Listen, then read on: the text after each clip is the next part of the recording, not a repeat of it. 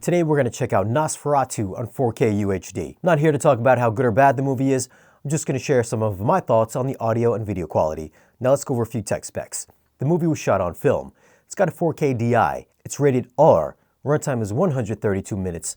Aspect ratio is 1.66 to 1, and the audio is in Dolby Atmos. Before we take a look at the audio and see how active this mix is, if you don't know what the Atmos viewer is, you can find a link down below in this video's description that tells you all about it, what it does, and where to find it. You can also find a list of all the gear that I use for these 4K reviews down there as well. It seems this trend of horror movies getting killer audio mixes continues with Nosferatu. The main thing that makes these movies sound so good isn't because there's a ton of action scenes with explosions and machine guns, it's the subtlety and atmospherics. And in this movie, it's all about the immersive atmosphere. Right at the start of this film, we can see that this is a true dynamic Atmos mix. So whether you've got a 7-channel Atmos setup or a 22-channel setup, this mix is going to engage all of those speakers. Here in the beginning scene, they've got it so Orlok's voice is coming from the front stage, but also sounds like it's floating in and out from above your head. And those top channels do get a lot of usage throughout this movie. And as mentioned earlier, this mix is heavy with atmospheric effects that enhances the creepy suspense factor. At around 23 minutes in, you'll hear the wind lightly blowing past you with birds chirping several feet beyond your theater's walls. The same effect happens at 37 minutes, or really anytime a scene takes place inside Orlok's castle. You'll hear a light breeze blowing through the castle's hallways, and you'll occasionally hear whispering coming from the top channels. There's actually a part in this movie where they place this whispering voice that comes from the left surround channel and passes through the top middle speakers, then ends up on the right side of the room. It actually felt like it went straight into my left ear, passed through my head, and then came out the other side.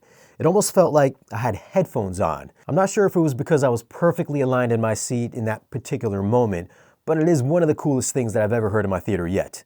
I doubt it would sound that way in the back row, but luckily for that particular moment, it was crazy impressive nonetheless. And this mix is full of these types of subtle nuances, whether it's a big action type scene or just people sharing some dialogue. The surrounds will usually always have something happening in them. As for the bass response, I had originally saw this movie at my local Imax, so I was anticipating IMAX levels of bass, which I'm now realizing after seeing Dune 2 and Gladiator 2, IMAX bass is so much more juiced up over what Dolby does. So when Orlok first meets Thomas at the castle, and he speaks for the first time, the amount of bass coming from his voice was so over the top in IMAX. I remember looking around the theater to see if anyone was covering their ears because the mid-bass was so insanely over the top. And this is one of the cool things about having these movies come out so soon once they hit the theaters, is that the theatrical experience is pretty fresh in our minds. At least it is in my mind. So when I downloaded this on the Kaleidescape, I had my subwoofers ready for prime time. Unfortunately, there was hardly anything happening in his voice in the center channel. Still had a nice deep character coming out of the center, but it was nowhere near what I heard in the IMAX. Now, I did ask a couple people that saw it in Dolby what it was like in that Dolby cinema, and they all said that the home presentation is exactly the same as what they heard in the Dolby cinema. So as far as being an accurate Atmos cinematic audio experience coming to our homes, it sounds like it is a faithful conversion. But from here on out, I'm going to have to start seeing this both in Dolby and in IMAX before coming home to compare it with the Dolby Atmos home version, because my expectations were totally different. But that being said, the bass was still very impressive. There's not a ton of hard-hitting frequencies being thrown at you, but there is a lot of deep rumble for those high tense moments. And the bass does build up from those really big crescendos coming from the score. So while it's not big action movie bass, you'll no doubt feel your room shake from time to time. The dialogue also remained easy to hear throughout. And thank you to Kaleidescape for providing me with this copy of Nosferatu so I could bring you, the home theater movie loving community, this 4K review. Now, if you want to get your movies weeks and sometimes months before they come out in 4K Blu-ray in the same, if not better quality, consider getting a Kaleidescape from our channel partner, Dream Media. Links can be found down below in this video's description. As for the video quality, this movie was shot on film, so you can expect a healthy layer of grain. It's got that film grain softness to the image, so if you're expecting 4K crispy levels of detail where you're counting nose hairs and pores, you're not going to get that in this transfer. Close-up shots do look good and very cinematic, but know that this is on the softer side. I think having the softer feel also keeps the makeup effects on Orlok from looking too fake, so keeping him bathed in shadows while not having crazy amounts of detail, works well for this movie. This is also not going to be an HDR showcase to show off how many nits your TV can achieve. It's got a very dark color palette that's sometimes just black and white with gray tones in the middle, and it's overall got a desaturated look. There's some colors for the outdoor shots with gray blue skies and warmer tones from candlelit shots, but again, it's a dark movie.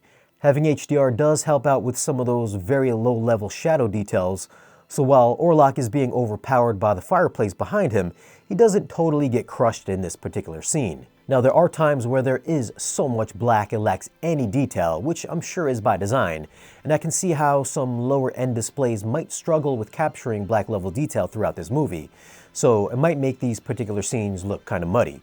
So keep that in mind if you're a picky viewer. As for peak highlights and that HDR sparkle, I didn't find anything really jumped off the screen or blew me away for brightness, and I also didn't find anything being clipped for highlight detail, so brighter scenes looked totally fine, if not a little flat. But this is the intended look. Overall, I found this to be a great looking 4K.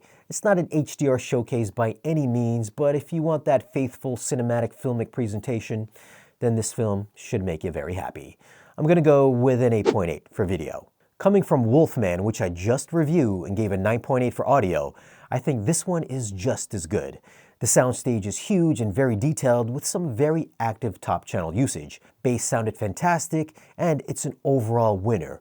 I'm gonna give this one a 9.9 for audio. Now, this was based on the Kaleidescape version of the movie, which comes in at 82.8 gigs in Dolby Vision and 78.8 gigs in HDR10, which is the version I watched. If you're holding off on picking this up on 4K Blu-ray, that comes out on February 18th, which is only a couple weeks away, or you can pick it up now on the Kaleidescape. I'm sure this will look the same as the disc, and the audio will be exactly the same as well. So what are your thoughts on Nosferatu? Have you seen it, and which movie do you like better? This movie or Bram Stoker's Dracula? Leave a comment down below and let me know. Now, if you do want to pick up this movie, I will leave some links for it down below in this video's description. As always, guys, thanks for watching. If you want, you can follow us on social media, and if you want to support the channel and get exclusive contents or great discounts on audio and video gear, then stop by our Patreon page. Be sure to like this video if you found it useful, and subscribe if you haven't already. And I'll catch you again in the next video.